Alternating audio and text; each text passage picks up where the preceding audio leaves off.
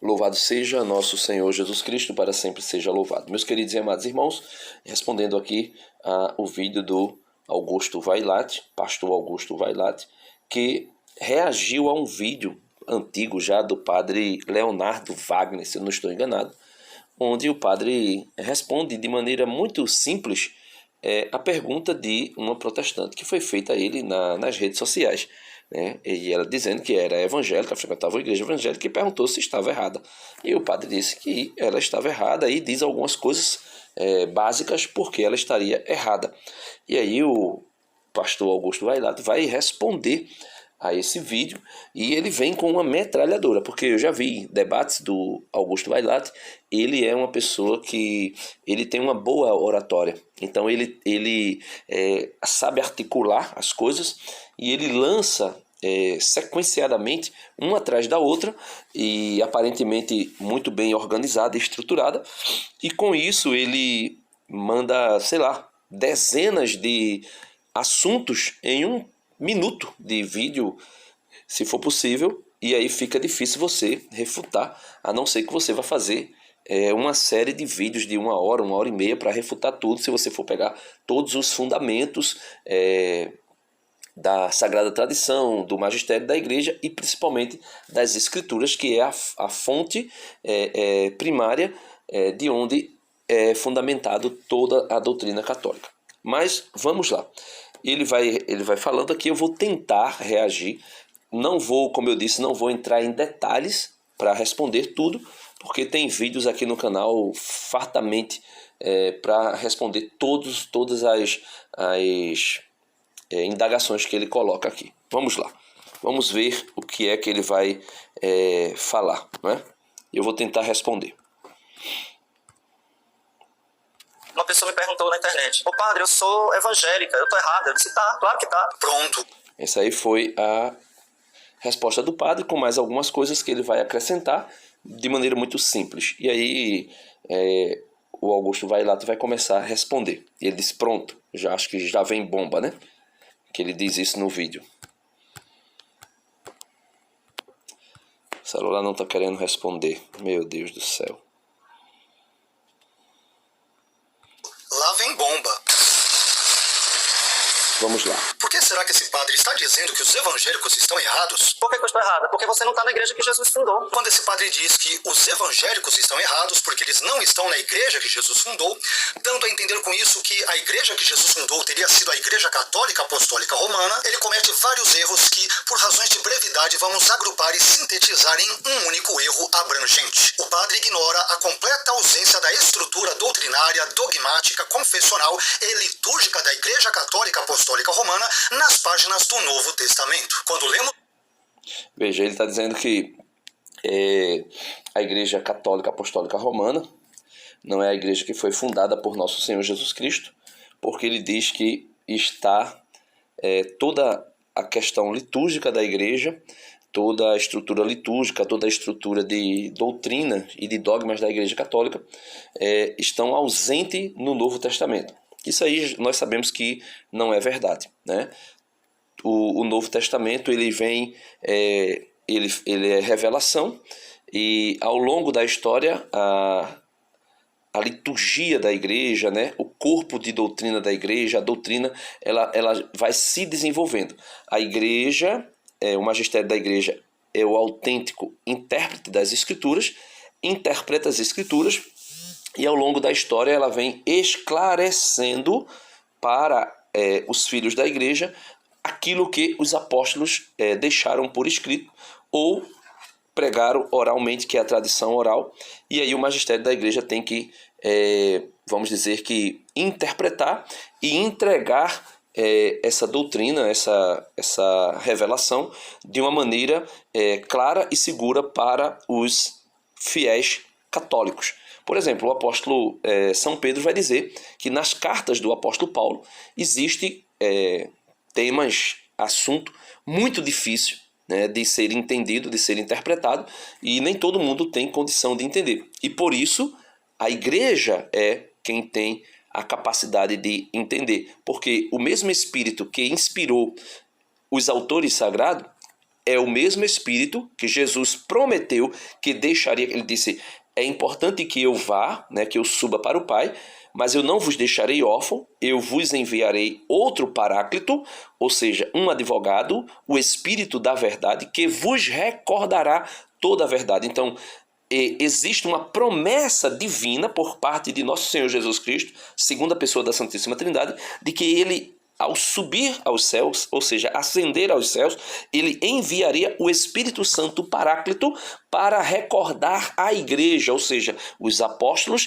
e os sucessores dos apóstolos, sobre aquilo que foi a revelação integral, tanto da pessoa do Cristo e daquilo que os apóstolos deixaram por escrito no Novo Testamento, já que ele resumiu apenas o Novo Testamento. No Novo Testamento, uma coisa fica bem clara: nós não encontramos nele nenhum dos elementos identitários característicos do catolicismo, tais como, por exemplo, o papado, a infalibilidade papal, a sucessão apostólica petrina, o magistério infalível, a compreensão de que a tradição da igreja é parte integrante da palavra de Deus, os dogmas marianos, por exemplo, da Imaculada Conceição, da Virgindade Perpétua e da Assunção de Maria, o uso de imagens nos cultos, a reza dirigida aos santos falecidos, a transubstanciação e etc, etc, etc. Todos esses ensinos são absolutamente estranhos ao Novo Testamento, sendo, portanto, criações antibíblicas e posteriores do catolicismo. E depois são os evangélicos. Aí ele vai repetir isso ao longo dos tempos. Depois somos os evangélicos que estão errados. Veja, aí é um tiroteio, né? Se a gente fosse pegar cada doutrina aí que ele fala, né? Ele vai falar sobre os dogmas marianos, ele vai falar sobre o primado petrino, ele vai falar sobre a sucessão petrina, né? A sucessão da sé de Roma, e aí a gente, num debate com o padre José Eduardo, o padre José Eduardo deixou muito claro lá, ele vai falar sobre a Eucaristia, ele vai falar sobre a oração pelos mortos, e, por exemplo, Paulo diz que ora pelos mortos.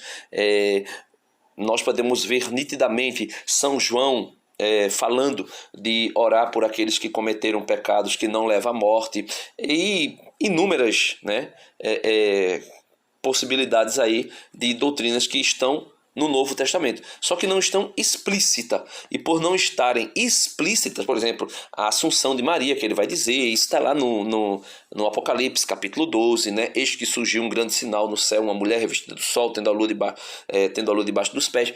Tudo isso já está fundamentalmente respondido em vários vídeos, inclusive em outros canais sobre isso aí. Mas, como eu disse, ele é muito articulador das palavras, uma oratória muito boa, e ele sabe sofismar, né? Ele sabe dar o seu sofisma, fazer o sofisma, e aí vai dizer que tudo isso está ausente do Novo Testamento. Quando, na verdade, nós vamos, por exemplo, uso de imagens. O próprio São Paulo, escrevendo aos Gálatas, vai dizer no capítulo 3, Gálatas insensatos, né? Deixa eu ver aqui como é que ele diz.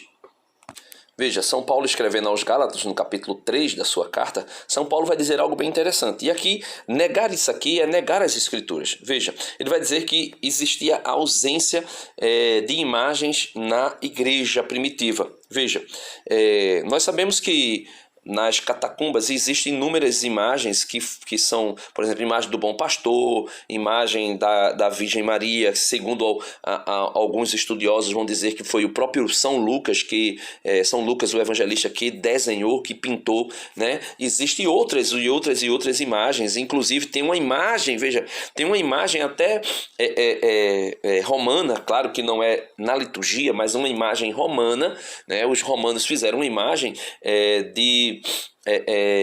os cristãos adorando um Deus asno, né? um Cristo crucificado com cabeça de jumento, alguma coisa assim.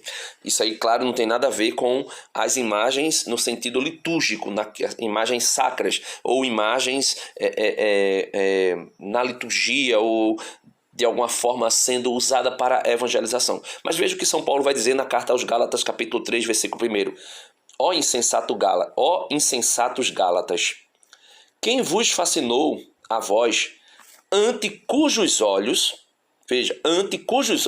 foi apresentado a imagem de Jesus Cristo crucificado. E aqui não adianta dizer que é uma imagem no sentido de que ele pregou e falou de Jesus crucificado.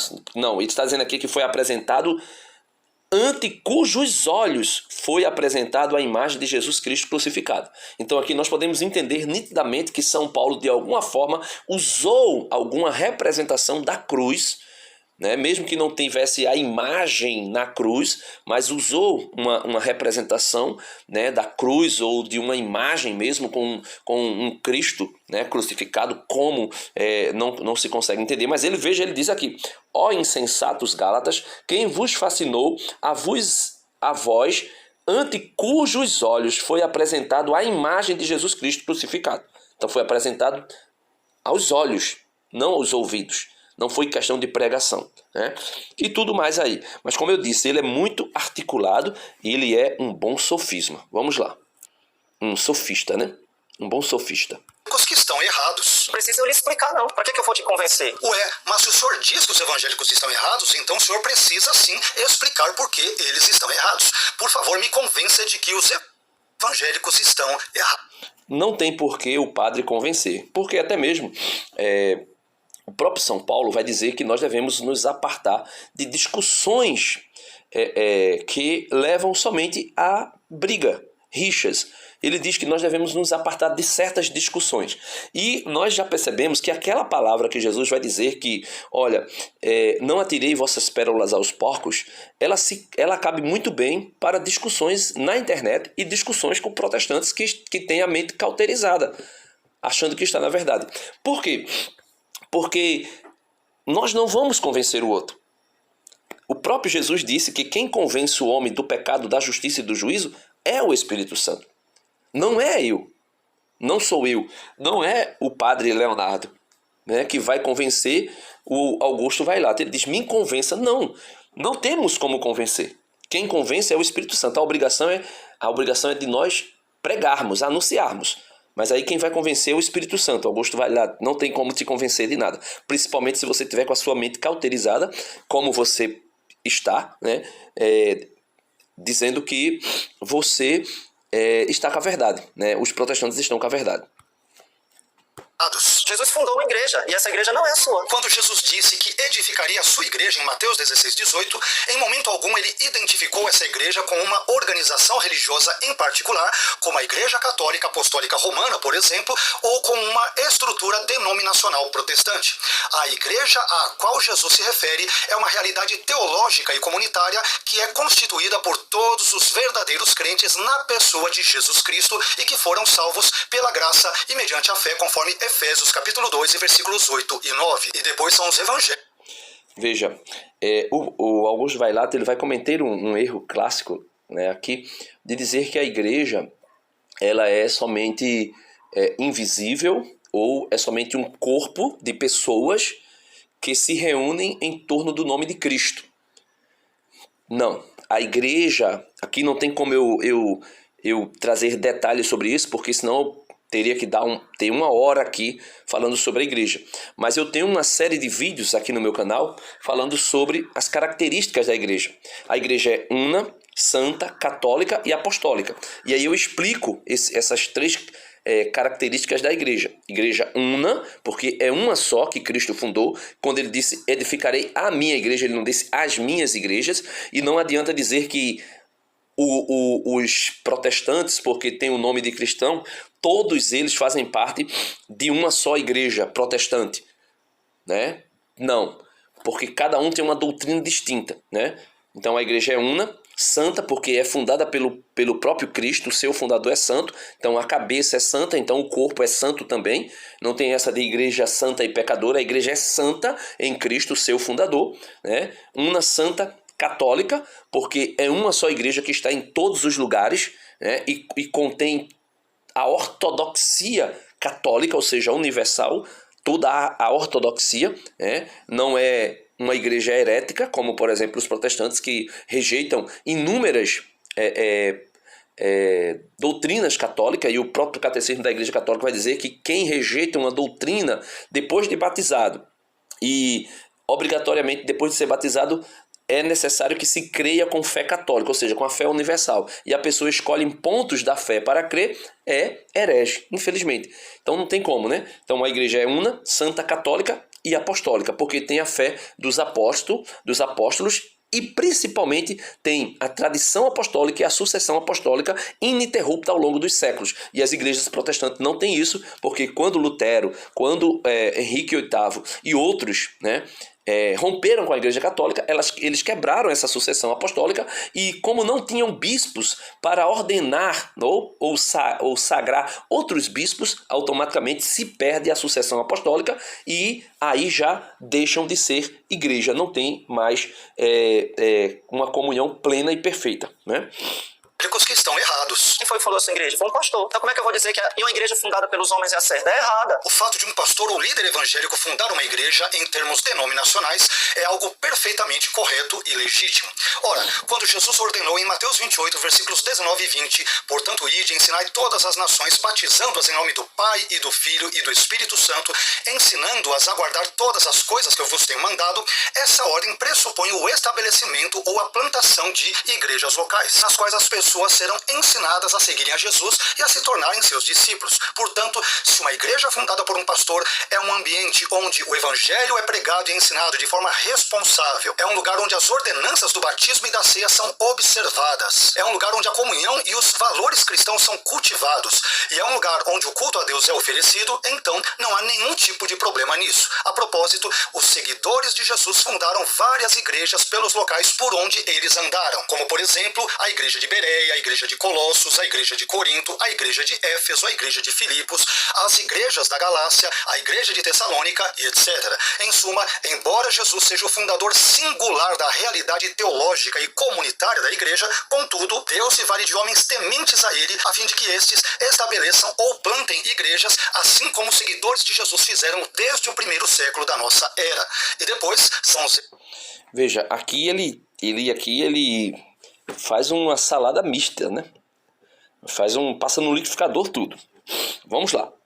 Quando Jesus ordena que ide por todo mundo, né? O ide de Deus, de Jesus, ide por todo mundo, fazer com que todas as nações se tornem meus discípulos, batizando-as em nome do Pai, do Filho e do Espírito Santo e ensinando-as a observar tudo quanto vos ordenei, Jesus não estava falando para qualquer pessoa. Jesus estava falando para os seus apóstolos, ou seja, para a sua igreja.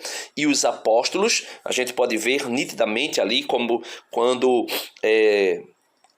quando Judas deixa vazia a sua cadeira do colégio apostólico pela traição que ele fez com Jesus, Pedro vai dizer que é necessário escolher alguém para ocupar o lugar de Judas, e aí é feito a escolha de Matias, um sorteio. Os apóstolos oram, faz um sorteio e o apóstolo Pedro vai dizer, o apóstolo Pedro, né, o líder do colégio apostólico, cabeça do colégio apostólico, vai dizer que o Espírito Santo e os apóstolos escolheram Matias. Ou ele vai dizer que, eu não lembro bem como é que está lá em Atos dos Apóstolos, capítulo 1, mas é dito que o Espírito Santo escolheu Matias, através de quê?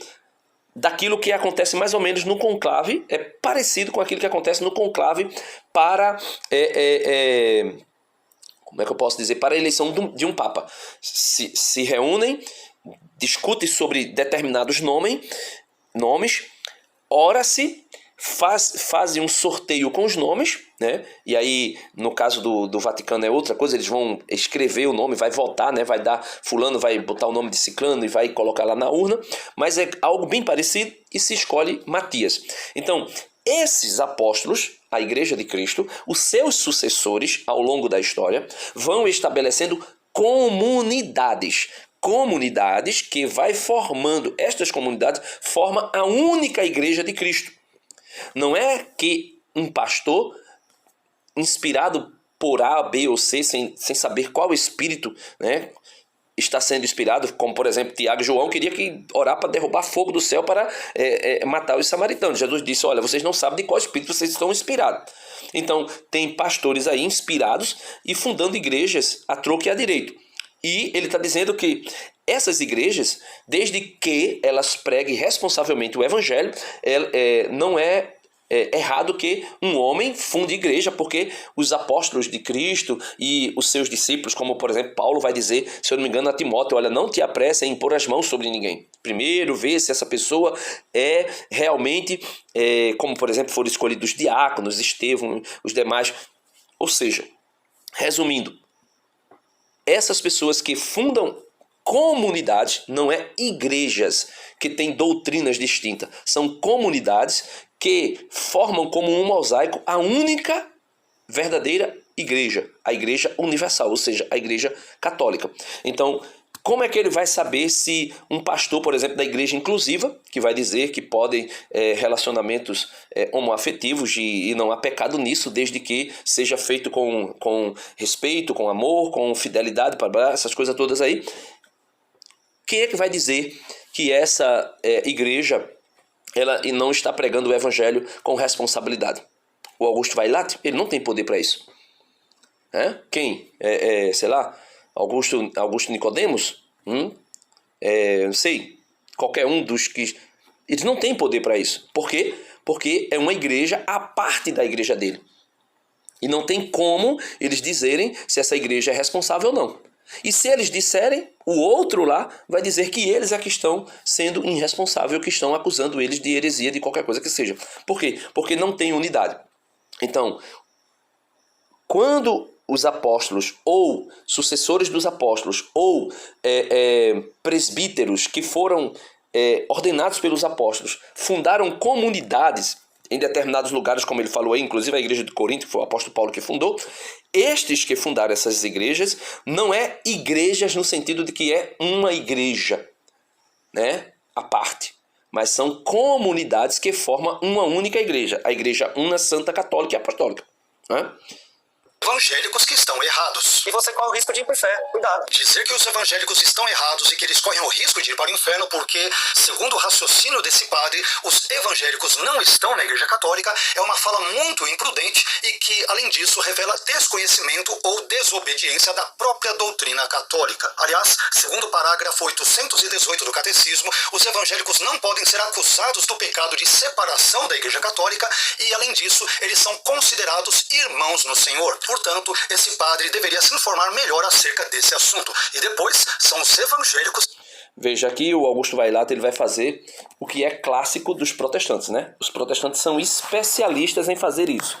Pegar um texto, tirar do contexto, isolar esse texto e argumentar a partir desse texto em favor deles. Quando, na verdade, ele pega o texto, deturpa o texto e tira o texto do contexto. Veja, desculpa, o trecho do catecismo, o parágrafo do catecismo que ele cita é o parágrafo 818.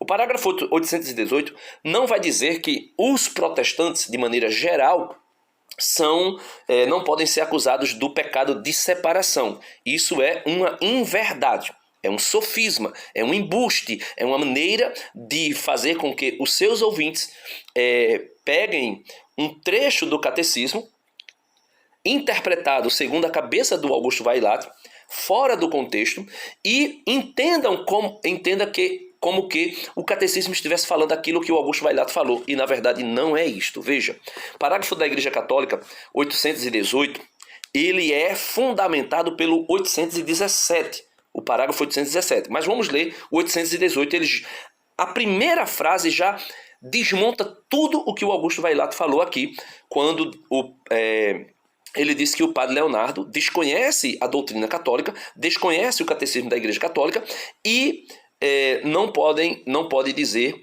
que os protestantes estão errados ou que são acusados de hereges ou de se separarem da Igreja Católica. Por quê? Veja o que é que ele vai dizer. O catecismo diz assim, 818 do catecismo, ipsis litteris, do jeitinho que está no catecismo, ele diz o seguinte: esse catecismo promulgado pelo Papa João Paulo II foi promulgado na década de 80, não lembro bem agora, parece que 86, por aí, não lembro bem que ano foi, mas década de 80.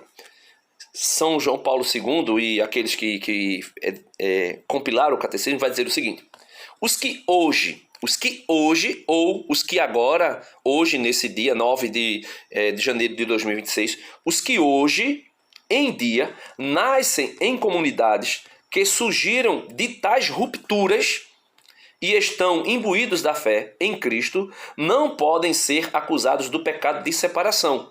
E a Igreja Católica os abraça com fraterna reverência e amor. Isso aqui, ele está dizendo para aqueles que nasceram dentro das comunidades protestantes. Os que nasceram dentro da comunidade protestante não podem ser acusados do pecado de separação, lá de Lutero, Calvino, Zwingli, Henrique VIII.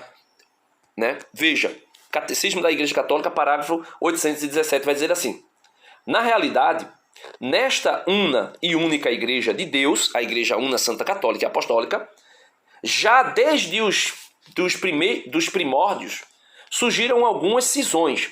Aí a gente lembra, por exemplo, a Igreja de Corinto, que alguns diziam, eu sou de Paulo, outro dizia, eu sou de Apolo, outro dizia, eu sou de Cefas, outro dizia, eu sou de Cristo, e inúmeras outras divisões. Por exemplo, os judaizantes da comunidade dos Gálatas, né? E tantas outras comunidades que o apóstolo Paulo teve que combater, os judaizantes, né? A Igreja de Colosso, que era criticada porque não guardava o sábado, porque não fazia distinção de alimentos e coisa e tal. Então essas separações que lá nos primórdios da igreja já começaram dentro da igreja, essas separações, essas pequenas divisões, veja, ele vai dizer, na realidade, nesta una e única Igreja de Deus, a Igreja Una, Santa, Católica e Apostólica, já desde os primórdios surgiram algumas cisões, algumas divisões que o apóstolo censura com vigor, né? O apóstolo Paulo, por exemplo, que eu falei da Igreja de Corinto, como condenáveis. Divergências mais amplas nascem nos séculos posteriores. E aí a gente lembra do cisma do Oriente, a gente lembra do cisma das igrejas não calcedonianas, né? A gente lembra do cisma do Ocidente, dos protestantes, né? Aí comunidades não pequenas, separadas da plena comunhão, veja, separadas da plena comunhão com a Igreja Católica, a Igreja Universal, por vezes não sem culpa de homens de ambas as partes. Então, existem homens na Igreja Católica, existem homens nas comunidades protestantes separadas da Igreja, que vão se separando ainda mais. Aí ele vai dizer, não por ausência de culpa de homens de ambas as partes. As rupturas que ferem a unidade do corpo de Cristo, distingue-se entre essas rupturas que ferem a unidade do corpo de Cristo, a heresia. O que é uma heresia? Escolher parte da fé católica para crer. É o que os protestantes fazem. E Augusto Vailate rejeitou inúmeras delas aí, os dogmas marianos, a Eucaristia, os sacramentos, né, que ele vai falar de ordenanças apenas de batismo e Santa Ceia. Então, a heresia, escolhe uma parte para crer, né? A heresia. A apostasia, que como é que eu posso dizer? A apostasia é quando um abandono total da fé católica. E o cisma. O que é o cisma? É aqueles que rejeitam a autoridade do sumo pontífice. Então, são cismáticos, né? Então, todo aquele que rejeita o sumo pontífice são cismáticos, né? E aí continua, não acontecem sem os pecados dos homens. Então tudo isso acontece no meio da igreja por causa do pecado dos homens, não por causa da igreja. E aí continua o parágrafo 817 do Catecismo. Onde estão os pecados, aí está a multiplicidade das crenças. Aí o cisma, aí as heresias, aí as controvérsias. Onde, porém, está a virtude, aí está a unidade, aí a comunhão. Em força disso, os crentes eram um só coração e uma só fé. Então, a igreja era um só coração e uma só fé. Então, o Augusto Vailate, ele pega um trecho do Catecismo da Igreja Católica, o parágrafo 818, e vai dizer, usando esse catecismo, vai dizer que, porque tem um momento que diz aqui, por exemplo, isso aqui é o que ele cita, os protestantes, ele diz aqui, não podem ser acusados do pecado de separação, e a Igreja Católica os abraçam com fraterna reverência e amor. Justificados pela fé recebida no batismo, estão incorporados em Cristo, e por isso, com razão, são honrados com o nome de cristãos e merecidamente reconhecidos pelos filhos da Igreja Católica como irmãos no Senhor. irmãos separados, porque não estão em plena comunhão. Só que estes aqui, que não podem ser acusados do pecado de separação, não é? Ou seja, de cisma, esses são os que nascem, os que hoje em dia nascem em comunidades que surgiram de tais rupturas, ou seja, os cismas que aconteceram lá atrás, desde o primórdio da igreja primitiva, já surgiram ali divisões, e depois dessas divisões, os grandes cismas ao longo dos séculos vindouro. Então, o Augusto vai lá e pega uma frase do parágrafo 818 do Catecismo e isola para tentar acusar o padre Leonardo de uma coisa que o padre Leonardo não cometeu, né? Então, os que não podem ser acusados do pecado de separação, e inclusive a igreja vai dizer em outro parágrafo, quando diz que fora da igreja não há salvação, a igreja católica vai dizer em outro parágrafo, não lembro agora o parágrafo, mas a igreja católica vai dizer que aqueles que nascem dentro do berço protestante e que crescem conhecendo um espantalho da igreja católica e não a igreja católica verdadeiramente, podem ser salvos pela ignorância invencível, ou seja, porque não foram esclarecidos. Apesar que hoje existe nas redes sociais canais católicos falando da verdadeira igreja católica, e é exatamente por isso que tem inúmeros protestantes voltando para a igreja católica, porque estão tendo acesso à verdade, diferente daquilo que o Augusto Vailat tentou fazer aqui, isolando uma frase de um texto fora do seu contexto. E aí eles vão fazer sempre isso, né? Eles vão fazer isso com as escrituras. Pega um trechinho da escritura, isola aquele trechinho e ali se cria uma doutrina e até mesmo uma nova igreja. Que estão errados. Ninguém mais tem coragem de falar isso, né? Mas a gente tem que ter coragem de falar a verdade para as pessoas. Tem que ter coragem de dizer, meu filho, você está no caminho errado. É perigoso estar no caminho errado. Eu concordo com o senhor que nós temos que ter a coragem de dizer para as pessoas a verdade. E a verdade certamente está muito longe da Igreja Católica Apostólica Romana. Ele está dizendo que nós precisamos ter a coragem de dizer que o outro está errado e que a verdade não está na Igreja Católica Apostólica Romana. Olha, veja, a Igreja Católica Apostólica Romana, esse romano, né, que na verdade só é para direcionar a liturgia romana, ou o rito romano, ou a sede da Igreja de Roma, é usado pejorativamente pelos protestantes para dizer que a Igreja Una, Santa, Católica e Apostólica não é a igreja que foi fundada por nosso Senhor Jesus Cristo. Como se a Igreja Una, Santa, Católica e Apostólica fosse uma igreja, vamos dizer assim, que composta apenas da Igreja de Roma, lá, né, dos romanos, da Igreja de Roma.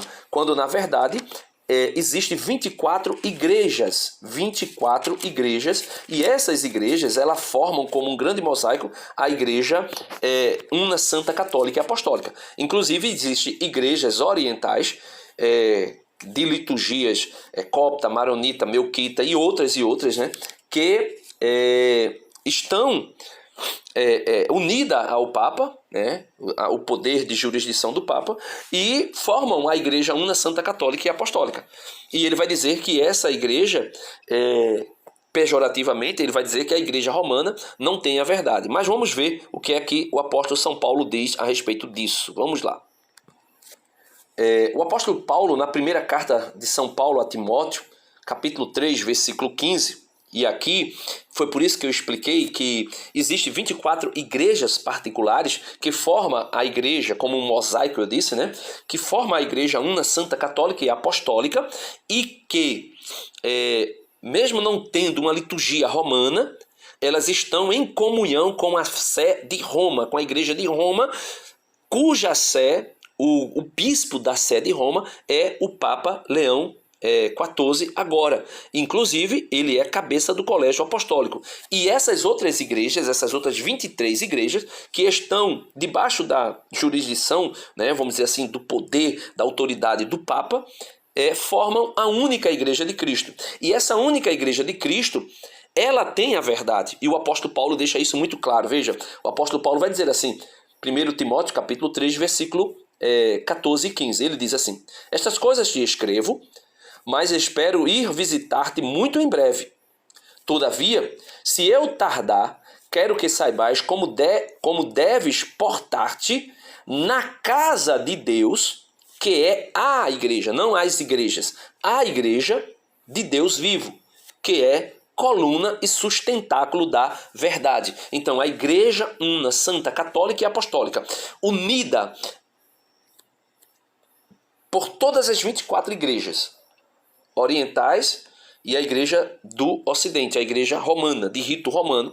Essas 24 igrejas formam a única igreja de nosso Senhor Jesus Cristo, a única igreja de nosso Senhor Jesus Cristo. E esta igreja é coluna e sustentáculo da verdade. E o Augusto Vailato não tem como negar isso, a não ser que faça os marabalismos que ele sabe fazer muito bem, porque é um bom sofista, né? Veja, nas seitas protestantes não tem a verdade completa do Evangelho. Quando o padre diz que as seitas protestantes não têm a verdade completa do Evangelho, ele está querendo dizer, entre outras coisas, por exemplo, que os católicos têm a verdade completa porque eles têm a Sagrada Escritura, contém dos apócrifos, mais a tradição apostólica, que para o católico... Não são apócrifos, né? São deuterocanônicos, não são apócrifos. Isso aí é vídeo para mais de hora, né? Inclusive, o próprio Lutero não rejeitou esses livros, né? Deixou lá como apêndice, né? Que ajudaria muito no contexto histórico e tudo mais. Mas porque Lutero rejeitou esses livros, Lutero, um padre da Igreja Católica, que rejeitou a Igreja Católica por inteira, rejeitou os 7 livros do Antigo Testamento, os deuterocanônicos, queria rejeitar o Apocalipse, queria rejeitar a carta aos Hebreus, chamou a carta de São Tiago de carta de palha.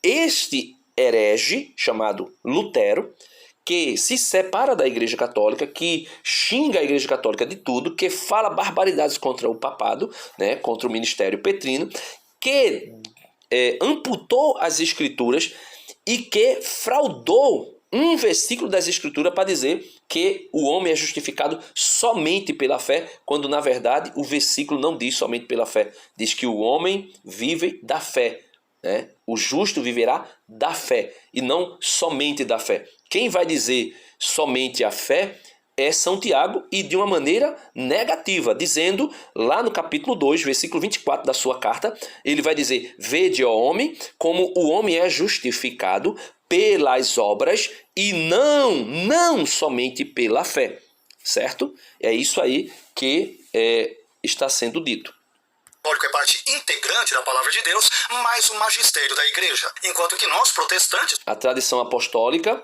e as Sagradas Escrituras são 2 braços de uma única fonte.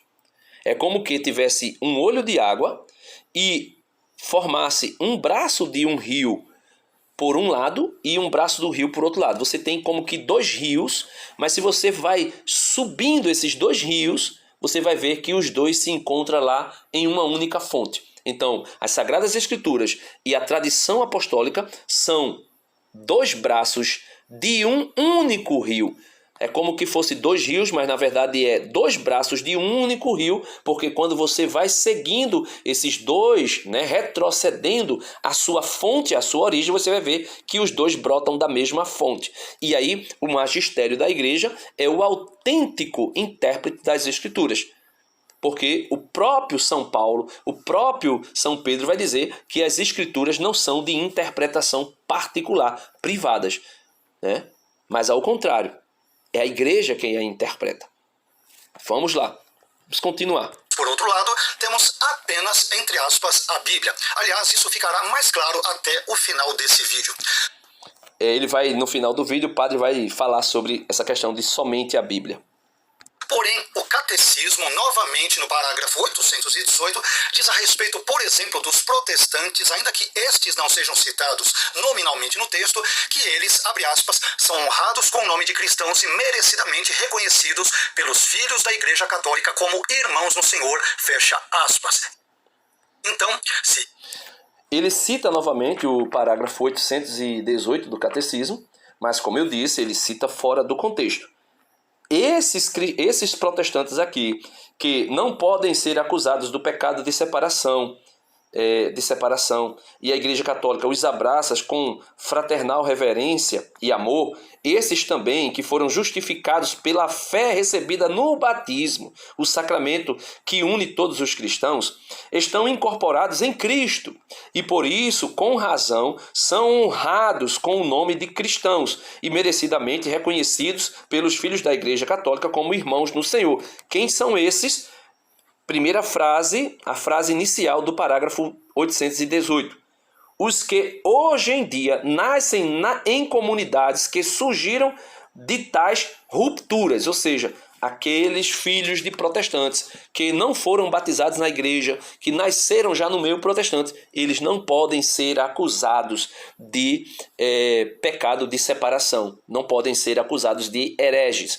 Também são acolhidos como irmãos no Senhor porque foram batizados, ou seja, o batismo é o vínculo de comunhão entre todos os cristãos de todas as denominações do mundo inteiro. Isso aí, para trazer luz a esse isolar da frase do parágrafo 818 que o Vailate faz, vamos ler o parágrafo, né? O parágrafo 1271, né? 1271 do Catecismo também, que ele não cita, mas esse aqui vai dizer o seguinte: o batismo constitui um fundamento, veja, o batismo constitui o fundamento da comunhão entre todos os cristãos. Então, todos os cristãos que foram batizados validamente, como a igreja, eu não vou explicar esse validamente, você faz uma pesquisa aí para saber quando é que um cristão é batizado validamente, mesmo sendo batizado fora da igreja una, santa, católica e apostólica. Vou dar 2 pontos bem básicos. Primeiro, é batizado em nome do Pai e do Filho e do Espírito Santo, como ordenou nosso Senhor Jesus Cristo, ou seja, é batizado em nome da Trindade, né? Em nome do Pai e do Filho e do Espírito Santo. E aquele que realiza o batismo tem a intenção sincera de fazer aquilo que Jesus ordenou lá no capítulo 28 do Atos dos Apóstolos. Por isso, o batismo constitui o fundamento da comunhão entre todos os cristãos.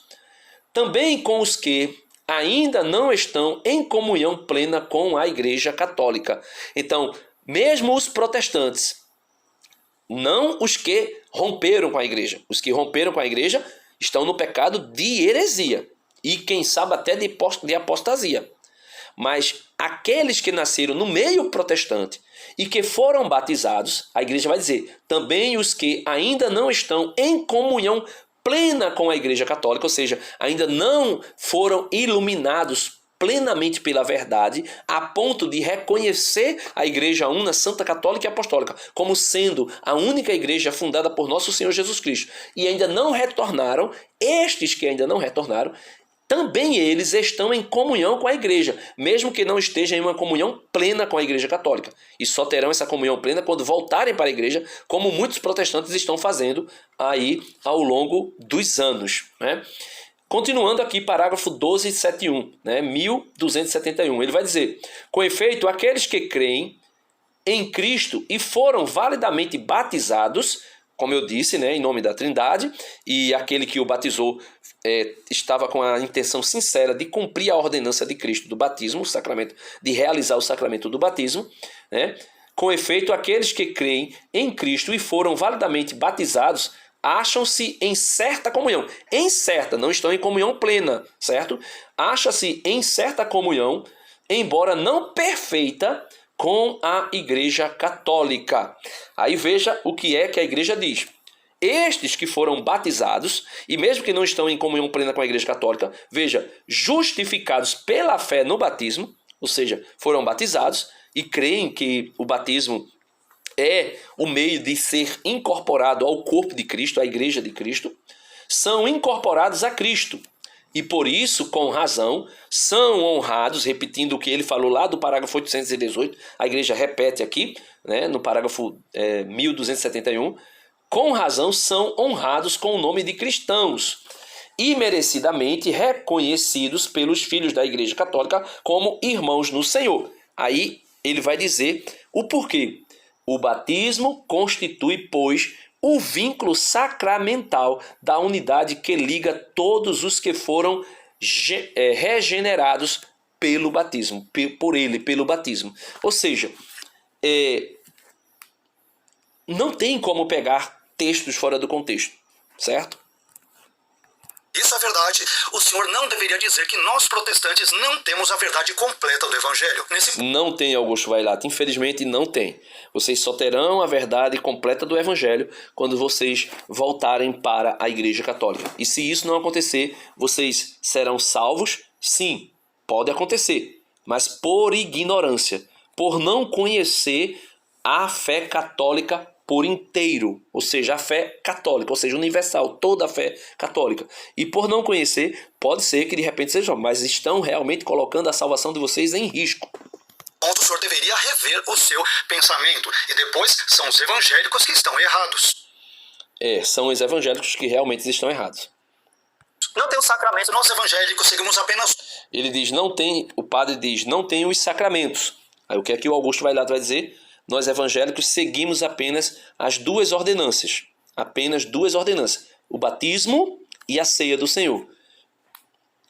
Vamos lá.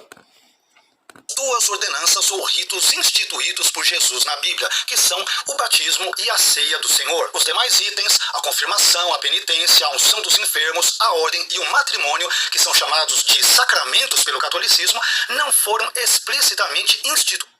Quer dizer que se não foram explicitamente instituídos por nosso Senhor Jesus Cristo, né, segundo a cabeça dele, por exemplo, Jesus vai ordenar aos apóstolos e aqueles que ele manda em missão a ungir com óleo os enfermos. Então a unção dos enfermos, o próprio Cristo ordena. Não é? A confissão, o próprio Jesus vai dizer lá em João capítulo 20, versículo acho que é 19... Eu não vou ler aqui, mas você consegue achar facilmente. Jesus vai entrar onde os apóstolos estão reunidos, com medo dos judeus, porque Jesus tinha morrido, e pós-ressurreição Jesus entra, penetra aquele lugar e vai dizer: a paz esteja com vocês. Assim como a paz esteja com vocês, recebei o Espírito Santo. E soprou sobre eles o Espírito Santo. Aí depois Jesus diz assim: assim como o Pai me enviou. O Pai enviou Jesus para quê? Para perdoar pecados. Assim como o Pai me enviou, eu vos envio. Os pecados de quem vocês perdoarem serão perdoados, os pecados de quem vocês retiverem serão retidos. A confirmação. O apóstolo São Pedro, se eu não estou enganado, foi São Pedro, que ficou sabendo que uma comunidade, as pessoas foram batizadas, mas não receberam o Espírito Santo. E quando chegou lá, enviou membros da igreja, não lembro agora o capítulo, o versículo, não consigo lembrar, mas você sabe do que eu estou falando. A igreja envia mensageiros da igreja, representantes da igreja, e quando chegam lá, diz assim: vocês receberam o Espírito Santo quando vocês foram batizados? Eles disseram: nem sequer ouvimos falar que existia um Espírito Santo. Aí a pergunta é: em qual batismo vocês foram batizados? Aí eles vão dizer: no batismo de João. E aí, o que é que acontece? A confirmação. Os apóstolos oram, o rito que o bispo faz. Foram batizados, aí ora para confirmar a fé. Orando, impondo as mãos sobre ele, desce o Espírito Santo sobre ele. É aquilo que acontece na crisma. Está lá de maneira muito clara. E os demais, Jesus, na última ceia, ordena aos apóstolos: isto é o meu corpo, tomai e comei. Isto é o meu sangue, tomai e bebei. Fazei isto em memória de mim. Ou seja, ele ordena fazer, é uma ordenança. Ele ordena fazer, ou seja, é a ordem. Ele ordena os seus apóstolos para fazer aquilo que ele fez na última ceia. E aí nós podemos ver, né, o sacramento do matrimônio. Jesus, Mateus 19, Jesus vai falar sobre o sacramento do matrimônio, inclusive vai mostrar que ele é indissolúvel, né? Que ele não pode ser desfeito em momento nenhum. O apóstolo São Paulo, na carta aos Romanos, no capítulo 7 da carta aos Romanos, ele vai dizer que a mulher está unida ao marido enquanto o marido viver. Na primeira carta de São Paulo aos Coríntios, capítulo 7, versículo 49, ou 39, São Paulo vai dizer que a mulher está unida ao marido enquanto ele viver. Depois que o marido morrer, ela está livre para casar com quem quiser, contanto que seja no Senhor. Ou seja, todos os sacramentos estão explícitos nas Escrituras, mas o protestante, por não aceitá-los, porque Lutero os rejeitou, aí, infelizmente, também o Augusto Vailato e outros não vão aceitar, e vai dizer que observa apenas o sacramento do batismo que ele chama de ordenança, e da ceia do Senhor, negando a transubstanciação. Capítulo 6 de João deixa isso muito fartamente. Jesus instituindo a Eucaristia vai dizer, isto é o meu corpo, né? Isto é, mas os protestantes vão negar o isto é de Cristo e vão dizer, isso representa, isso simboliza, isso faz de conta, isso é... por Cristo como ritos e também não conferem a graça eficaz às pessoas que se submetem a eles. E depois... Todos os 7 sacramentos, eles conferem a graça eficaz. O batismo, a Eucaristia, a crisma, a confissão, a unção dos enfermos, o matrimônio e a ordem. Todos os sacramentos conferem a graça que ele sinaliza. Aquilo que ele sinaliza, ele realiza. Aquilo que o sacramento sinaliza como sinal, ele realiza eficazmente. E não depende do ministro, não depende do presbítero, do bispo que esteja, ou do diácono que esteja realizando aquele sacramento, administrando aquele sacramento. Mas o sacramento tem em si mesmo, porque foram instituídos por Cristo, tem em si mesmo a eficácia daquilo que ele sinaliza. Infelizmente, o Augusto Vailate está errado nisso que ele está dizendo. Somos nós evangélicos que estamos errados. Verdadeiramente. Lá não tem Eucaristia. Se não tem Eucaristia, não tem Jesus, porque Jesus é Eucaristia. Jesus está aqui no sacrário. Não é verdade que os protestantes não têm a Eucaristia e também não têm Jesus. Essa ideia é um completo absurdo. A diferença é que aquilo que os católicos chamam de Eucaristia, nós evangélicos ou protestantes chamamos em geral de ceia do Senhor. Além disso, quando o padre diz que Jesus está no sacrário, ele está se referindo à crença católica da transubstanciação, ou seja, a ideia de que, mediante a consagração do pão e do vinho pelo sacerdote, esses elementos se convertem na própria substância do corpo e do sangue de Jesus. Porém, a transubstanciação é um conceito mais filosófico e aristotélico tardio do que um conceito bíblico propriamente dito. Então veja, São Tomás de Aquino vai pegar Aristóteles para explicar o que acontece lá no sacramento da Eucaristia. Ele vai tentar explicar, ele não consegue, ninguém consegue explicar, né? Mas ele vai usar Aristóteles para, vamos dizer assim, que dá uma luz, uma iluminada naquilo que acontece. Muda-se a substância e permanecem os acidentes. Então ele inverte, né? Aristóteles, se eu não estou enganado, Aristóteles dizia que se mudava os acidentes, ou seja, a aparência mudava, mas a substância continuava a mesma, né? Aí São Tomás de Aquino vai dizer que na Eucaristia é o contrário. Muda-se a substância, mas a aparência continua, né? Por exemplo, Aristóteles poderia dizer assim, um tronco de árvore se torna uma cadeira. Então, mudou-se a aparência, de tronco se tornou cadeira, mas a substância, a natureza é madeira. A mesma madeira do tronco é a mesma madeira da cadeira. São Tomás de Aquino vai dizer ao contrário. Continua-se a aparência de pão e vinho, mas muda-se a substância, muda-se a natureza. Por isso é transubstanciação. Muda-se a substância, a natureza. E aí ele está dizendo que isso é uma questão tardia, porque São Tomás de Aquino é quem vem explicar. E aí seria uma doutrina tardia. Não é porque a igreja explica ou tenta explicar, podemos assim dizer, um dogma, ou uma doutrina, que essa doutrina venha a existir a partir daquele momento. Ou, por exemplo, quando a igreja proclama um dogma, quer dizer que o dogma, a doutrina e o dogma passa a existir naquele momento. Não, a igreja só confirma aquilo que já é fé da igreja. E aí, ele, por causa disso, ele nega tudo. Ele nega tudo. E aí, outra coisa que ele fala tão rápido, eu não estou conseguindo mais lembrar aqui. Mas ele falou sobre, por exemplo, ele disse lá atrás que homens poderiam fundar igrejas, né? Lá no comecinho do vídeo. E é exatamente esses homens que fundaram igrejas no meio protestante que fazem a divisão. Por exemplo, a Igreja Católica sempre acreditou na transubstanciação. Lutero não acreditava na transubstanciação, mas acreditava na consubstanciação, que no momento em que o pão e o vinho estavam sendo consagrados, o corpo de Cristo ressurreto fazia comunhão, se unia com as espécies do pão e do vinho. E ali se fazia consubstanciação. Ou seja, a substância do corpo e do sangue de Cristo, ressurreto, se unia à substância do pão e do vinho. E aí existia a consubstanciação. Já Calvino vai dizer que é simplesmente um símbolo. E aqui ele vai dizer que pegar os pais da igreja,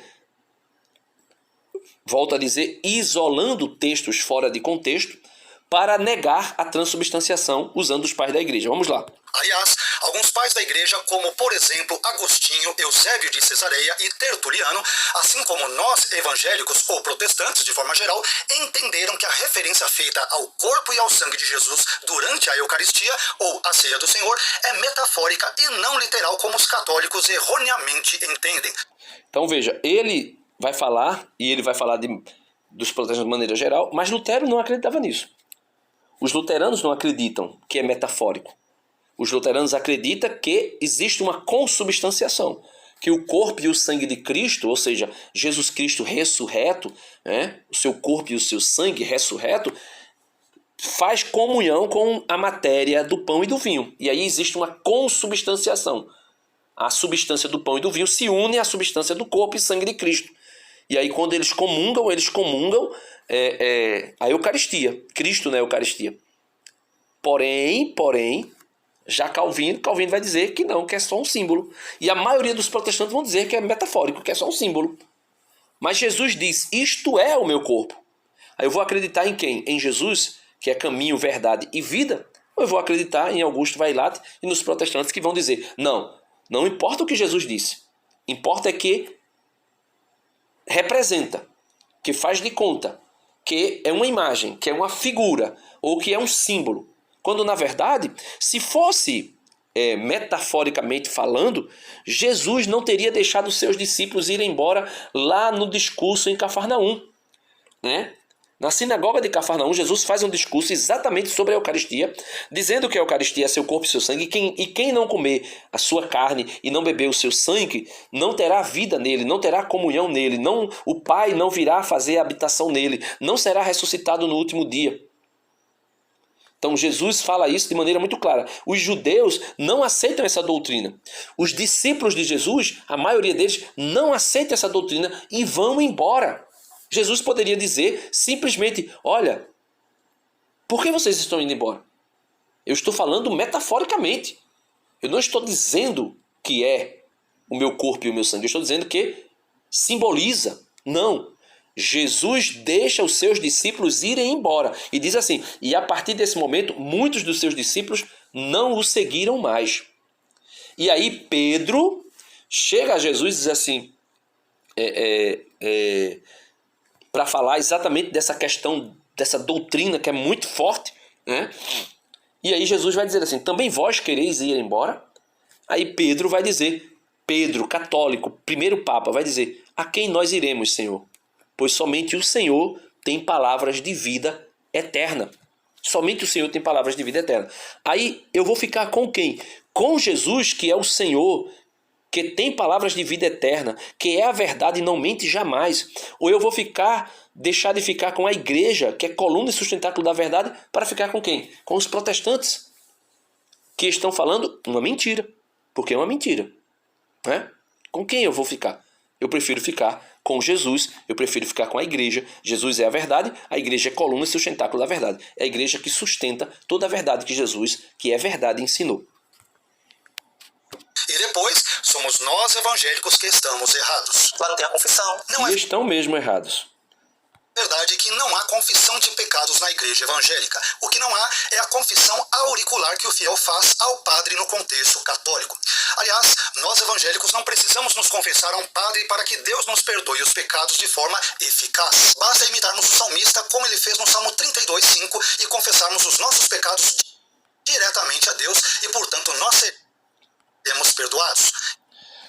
Só que a igreja, e a Bíblia relata verdadeiramente, os apóstolos sendo ordenados por Cristo para perdoarem pecados. São Tiago vai dizer, tem alguém doente entre vós? Texto que é base para a unção dos enfermos e também base para a confissão. Ele diz, existe alguém, acho que é São Tiago capítulo 5, existe alguém enfermo entre vós? Mandem chamar os presbíteros da igreja. Estes ungirão o doente com óleo, e se ele tiver cometido algum pecado, ser-lhe-ão perdoado. Aí como ser-lhe-ão perdoado? Confessai vossos pecados uns aos outros e perdoai, serão perdoados. Então existe aí a confissão. Por exemplo, São Mateus capítulo 9, se eu não estou enganado. Capítulo 9, versos do 1 ao 9. Ou é capítulo 8? É capítulo 9. Deixa eu só tomar aqui, para não falar bobagem. Pronto, capítulo 9, eu vou ler, capítulo 9, do 1 ao 9, eu vou ler, aí você já consegue perceber nitidamente o que é que está acontecendo. Veja, Jesus tomou de novo a barca, passou o lago e veio para a sua cidade, Nazaré, né? Eis que lhe apresentaram um paralítico, estendido numa cama. Jesus, vendo a fé daquela gente, disse ao paralítico, meu filho, coragem, teus pecados estão perdoados. Então Jesus perdoou o pecado. E é isso que vai ser questionado. Ouvindo isso, alguns escribas murmuraram entre si, este homem blasfema. Jesus, penetrando-lhes os pensamentos, perguntou-lhes, por que pensais mal em vossos corações? Vailate. Que é mais fácil dizer, teus pecados te são perdoados, ou levanta-te e anda? Eles não aceitaram que Jesus estava perdoando o pecado. E é sobre isso, não é sobre a cura que eles rejeitam. Eles rejeitam o perdão dos pecados, porque eles dizem que só Deus perdoa pecado. A mesma coisa que os protestantes estão dizendo. Aqui, Jesus se encontrou com um grupo de protestantes. Versículo 6. Ora, para que saibais que o Filho do Homem tem na terra poder de perdoar pecados, aí eles vão dizer, olha, o Filho do Homem, Jesus tem poder, porque Jesus é Deus. Vamos continuar o texto, né? Ora, para que saibais que o Filho do Homem tem na terra o poder de perdoar pecados, levanta-te, disse ele ao paralítico, toma a tua maca e volta para a tua casa. Aí, olha, então Jesus perdoou o pecado, ok, mas vamos lá, continua a leitura, né? O autor sagrado não continuou a escrever por acaso. Veja lá, versículo 7. Levantou-se aquele homem e foi para a sua casa. Versículo 8 agora. Vendo isso, a multidão encheu-se de medo e glorificou a Deus por ter dado tal poder aos homens. Por que São Mateus vai dizer que Deus deu tal poder aos homens? Poder de quê? De perdoar os pecados. A multidão viu Jesus perdoando os pecados daquele homem. E os protestantes da época de Jesus quiseram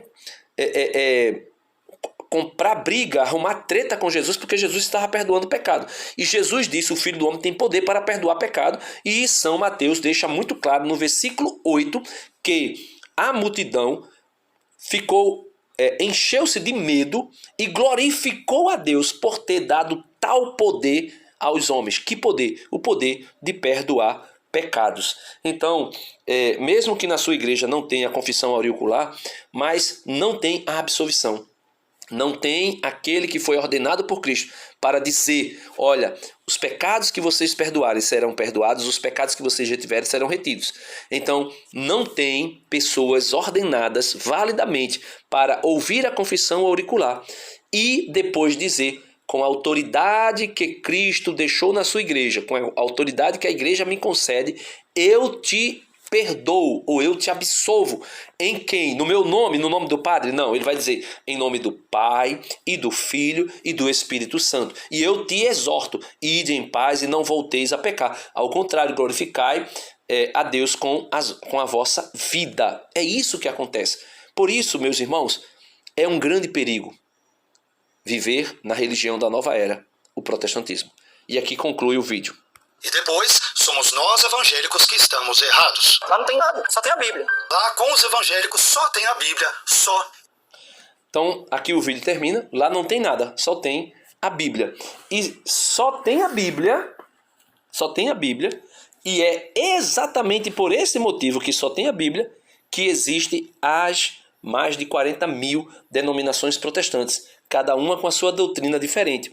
Porque se você pegar, olha, se você pegar um texto bíblico, pegue um texto bíblico, qualquer texto bíblico que seja, saia, faça o teste, saia nas ruas por aí, ou vá em cada denominação dessas protestantes.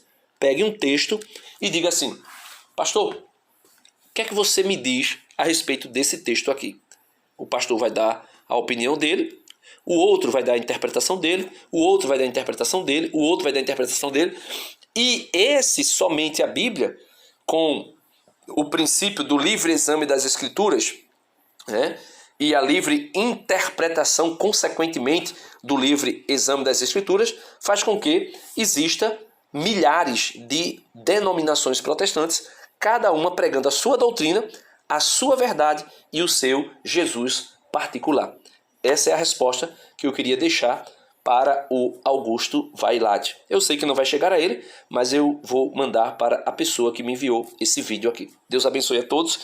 Peço a vocês que ajudem o canal, né? Existe a chave Pix na descrição do vídeo. Nós não recebemos nada do YouTube. A sua contribuição vai nos ajudar muito para nos incentivar ainda mais a continuar produzindo conteúdo aqui no YouTube, apesar que nós não dependemos disso para continuar o nosso apostolado, mas será de grande ajuda. Deus abençoe, se inscreve no canal se você não é inscrito, compartilhe esse conteúdo com mais alguém e deixa aí o seu comentário, o que é que você achou dessa resposta. Amém.